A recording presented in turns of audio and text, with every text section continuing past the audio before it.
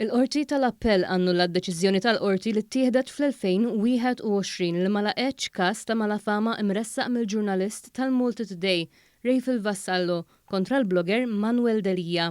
Vassallo kien fittex bil-qorti fuq artiklu li fih Manuel Delija kien tax jifhem li l-ġurnalist tal-Malta Today kien parti mill-konfoffa tal-mafja li qatlet lil Daphne Caruana Galizia. L-Qorti tal-Appell kienet ippreseduta mill-imħallef Lawrence Mintoff. Rafael Vassallo nata kumpens ta' 1,000 euro. Għal darbohra l-awtur u l-ex-chairman tal-Kunsill Nazzjonali tal-Ktieb, Mark Camilleri, reġa' ma tfaċċax il-qorti wara li xahar ilu ġie ordnat jitressaq il-qorti taħt mandat ta' arrest. Camilleri jinsab akkużat b'teddid fil-konfront tal-membru parlamentari Rozzien Kutajjar permezz ta' post fuq Facebook. Wara nħareġ il-mandat ta' arrest meta ma kienx der il-qorti f'Mejju, kien qal li kien se jidher quddiem il-qorti, iżda dalgħodu reġa' ma tfaċċax. Il-kawża ġiet differita għax-xahar id-dieħel u l-mandat ta' arrest għadu miftuħ. Sit ta' ristorant iddeskriva fil-qorti kif flimkien ma' impjegati tar-ristorant waqfu raġel li attakka lil dawk preżenti b'sikkina u fl-ixkun imkisser f'Paċeville il-ġimgħa li għaddiet. Il-Maġistrat Ian Farrugia kompla jisma' l-kumpilazzjoni tal-evidenza kontra Gonzalo Noel Sanchez Fernandez ta' 38 sena minn Spanja.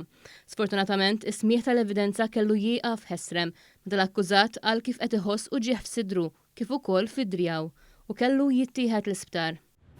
Imħallef ma laqax it-talba ta' Robert Aġus wieħed mill-aħwa tal-Maksar biex uffiċjali tal-Pulizija jiġdu fi proċeduri ta' libertà proviżorja dwar żviluppi ġodda li fi kliemu jippruvaw l-innoċenza tiegħu.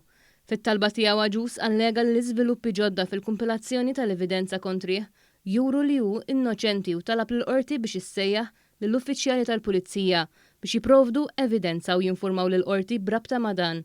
L-imħallef Giovanni Grixti qal li kieku laqat din it-talba kien ikun qed jimina il-mod kif titħaddem il-proċedura tal-libertà proviżorja fl-ordni legali ta' Malta.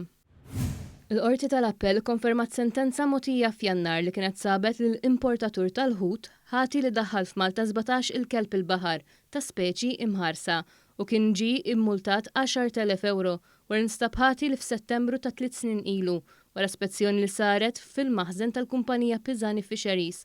Instab li fi freezer kien hemm 17 il-kelb il-baħar tal-ispeċi Shortfin Mako Shark. Ryan Bartolo ta' 33 sena ġie kkundannat sena ħabs sospiża għal 3 snin u multa ta' 12,000 euro wara nstab ħati li bieħ fuq l-internet pirmli tal-Viagra misruqa minn fabbrika tal-farmaceutika. Bartolo ġie mixlib kompliċità fis-serq ta' mediċina mill-fabbrika Actavis li laqa għandu ħwejjex misruqa u li prova ibihom fost oħrajn. U nqabad wara investigazzjoni li saret mis-Cybercrime Unit li sabet kif l-IP address marbut mar-reklamar fuq Malta Park kien ta' residenza f'Bir Żebbuġa li fiha kien joqgħod Bartolo.